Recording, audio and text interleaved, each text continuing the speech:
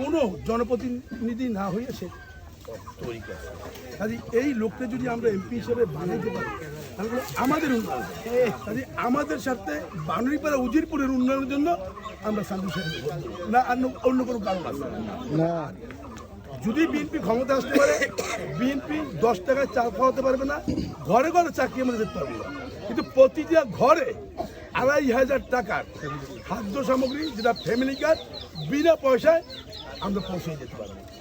যেমন টিসিবির মাল আনতে 600 টাকা লাগে, আর প্রতি মাসে 2500 টাকার একটা পরিবারের 10 জন সদস্য থাকে বা 5 জন সদস্য থাকে, ওই পরিবারের সর্ববয়োজ্যেষ্ঠ যে মহিলা আমার মা বা চাচি, তার নামে একটা ফ্যামিলি কার্ড হবে, প্রতি মাসে 2500 টাকা খাদ্য সামগ্রী সে পাবে প্রতি মাসে।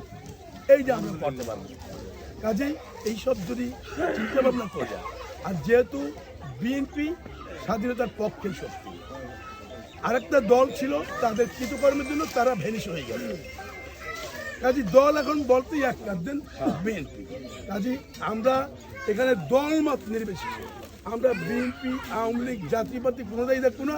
উন্নয়নের সাথে বরাবর বিএনপি এদেশের উন্নয়নের করে আসছে, উন্নয়নের ধারা অব্যাহত রাখার জন্য ম্যাডাম জিয়ার অসমাপ্ত কাজ সম্পন্ন করার জন্য আপনারা দলমত নির্বিশেষে 12 তারিখ সবাই ধানের শীষে ভোট দেবেন।